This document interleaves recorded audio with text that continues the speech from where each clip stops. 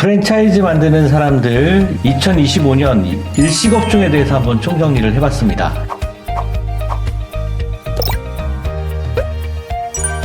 2025년 11월 말까지 공정거래위원회에 나온 자료를 저희가 확보를 했고요. 거기에 대해서 한번 데이터를 가지고 분석을 해봤습니다. 그래서 531개의 일식업종에 대해서 우리가 3대장을 발표를 한번 해보도록 하겠습니다. 가맹점수가 너무 적은 브랜드는 제외를 했고요. 폐점률이 높은 그런 브랜드도 제외를 했습니다. 여러분 보시면 보이죠? 그죠? 여러분들 알고 있는 돈가스, 초밥, 여러 가지 일식으로 요즘에 핫한 그런 브랜드들이 많이 보이는데요. 가맹점수로는요, 백소정이 200여 개 정도 가맹점을 신고를 했고요. 미소야가 181개, 그리고 시선이라는 브랜드가 이자카야죠, 119개 정도로 올라왔습니다. 긴자료코도 또 2025년도 자료에는 113개 가맹점을 신고를 했네요. 굉장히 많이 늘어나고 있는 좋은 브랜드들이죠. 자, 가맹점수도 중요하지만 가맹점당 평균 매출액이 중요한데요. 여러분 가맹점당 평균 매출액 보니까 놀라운 일이 발생을 했네요. 고메스퀘어라는 브랜드가 1년에 한 62억 정도 매출을 올립니다. 쿠우쿠는 한 48억 평균 매출액이고요. 다이닝원이 33억 정도 됩니다. 대부분 다 초밥 뷔페로 돼 있는 그런 브랜드들이 1, 2, 3위를 했고요. 상무초밥이 그 뒤를 이었습니다. 24억 정도. 그 다음에 탐나종합어시장, 스시야넨 이런 순서로 돼 있습니다. 자, 이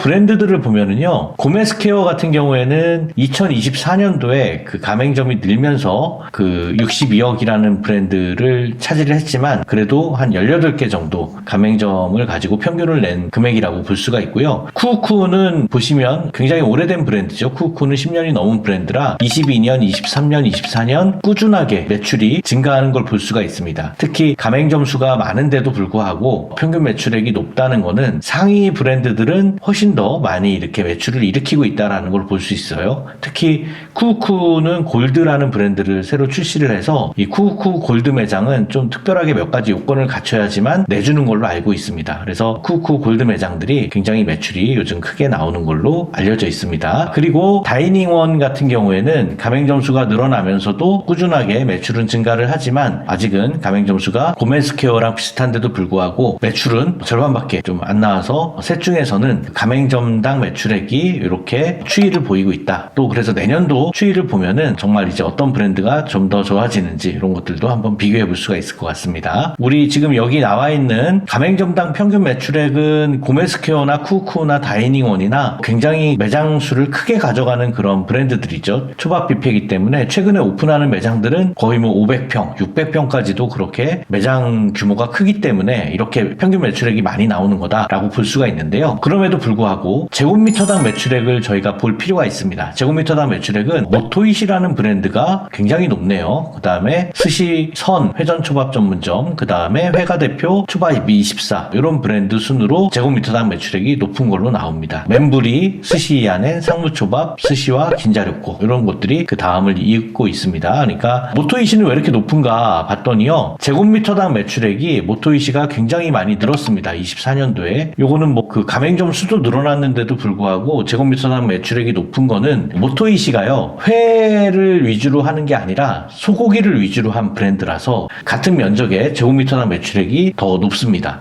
회보다는 초밥이 좀 저렴하죠. 밥 비중이 높기 때문에, 그죠? 가격적인 면에서 그래서 초밥이 가성비 있게 접근하는 것들인데 그런 초밥 전문점들이 그 뒤를 잇고 있습니다. 스시선 회전초밥이라든가 회가 대표 초밥24라든가 이런 브랜드들이 가맹점 수도 꾸준히 좀 늘어나면서 제곱미터당 매출액도 천천히 증가하는 그런 좋은 브랜드들로 보여집니다. 그래서 여러분 프랜차이즈 폐점률도 여러분들이 한번 눈여겨보시고요. 일식업종이 생각보다 평균적인 폐점률이 좀 높은 경우가 나옵니다. 그래서 요거는 여러분들이 이제 오래된 브랜드라거나 아니면 가맹점당 매출액이 점점 떨어지는 브랜드는요, 함부로 창업하시게 되면 어떻게 보면 그 폐점률을 피하기가 좀 어려울 수도 있습니다. 또 근데 경우에 따라서 리뉴얼 하면서 새로운 그 브랜드 정책을 가져가는 브랜드들은 의도적으로 폐점률을 좀 높이는 경우도 있어요. 그렇게 되면은 그 다음에 가맹점당 매출액이 점점 높아지는 그렇게 그렇게 관리가 되는 브랜드들은 폐점률이 좀 일시적으로 있다고 하더라도 오래된 브랜드 중에 좀 나타나는 경우가 있는데요. 그렇게 되는 경우에는 차후에 더 좋은 브랜드로 이제 성장할 수 있는 가능성이 높다고 생각을 할 수가 있겠죠. 자, 그래서 성공률 높은 일식업종 여러분들이 선택을 하시려면 가맹점당 매출액이 높은, 그리고 지속적으로 매년 가맹점당 매출액, 제곱미터당 매출액이 높아지는 그런 브랜드로 선택을 하시는 게 좋고요. 또 폐점률이 낮은 브랜드 중에서 고르시는 것도 현명한 선택이 될 수가 있겠습니다. 자, 입지나 창업 시기별로 또 가맹점주님이 어떤 성향인지, 본사에서 또 원하는 그런 가맹점주님들도 있기 때문에 그런 내용들까지 고려를 해서 여러분들이 브랜드를 선택하신다면 성공하실 확률이 더 높아질 거라고 생각을 합니다. 자, 상권 분석 상담은 저희 가현세무법인에서 창업 상담과 함께 도와드리도록 하겠습니다. 자, 프랜차이즈 3대장 요거를요, 전자책으로 만나실 수 있는데요. 저희가 엑셀 데이터까지 정리를 해서 같이 드립니다. 그래서 전자책 신청은 더보기를 참고하시면 신청을 하실 수가 있고요. 댓글로도 한번 남겨주시면 저희가 전자책 구입할 수 있도록 안내해 드리겠습니다. 자, 일식창업 가현세무법인과 상담하세요. 10년간 안 낼 수 있는 노하우를 드립니다. 그리고 이거 보시면서 이런 브랜드 좀 궁금하거나 알고 싶은 업종이 있다고 한다면 댓글로 남겨주시면 저희가 추가로 분석해서 알려드리도록 하겠습니다. 여러분, 창업은 프란사와 함께 가현세무법인과 함께 하세요. 감사합니다.